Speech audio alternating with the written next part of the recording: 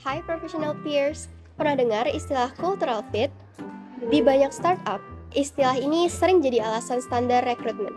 Tapi, tahukah kalian kalau di Google, istilah ini pernah menjadi senjata ageism yang berujung pada denda 11 juta dolar di tahun 2019. Raksasa teknologi ini tersandung masalah serius, menyia-nyiakan talenta senior karena dianggap tidak relevan.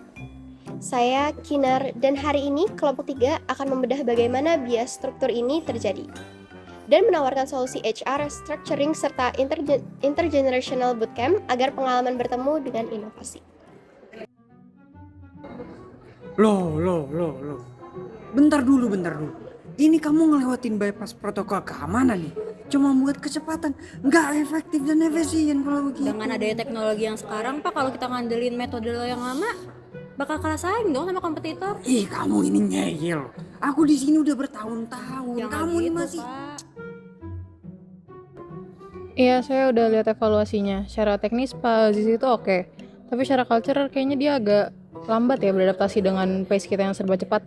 Kayaknya kita perlu refresh tim dengan talenta yang lebih muda dan lebih cepat beradaptasi deh. Efisiensi budget juga kan.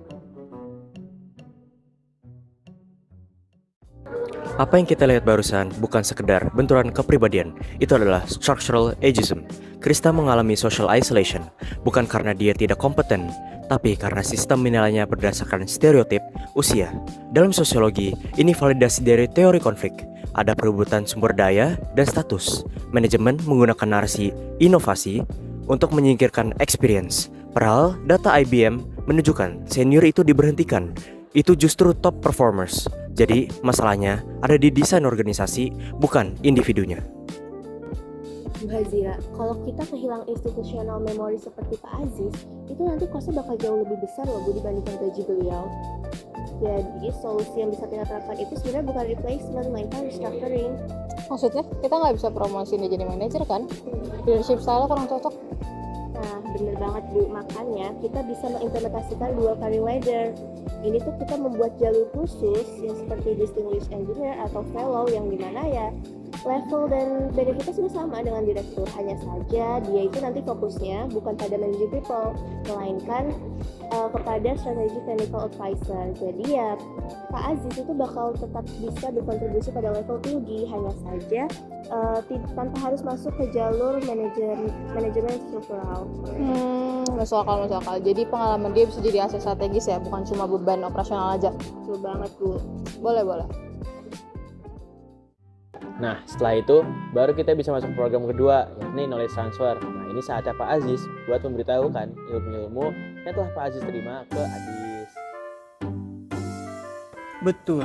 AI-nya bagus. AI, Pak. Oh iya. Tapi hati-hati.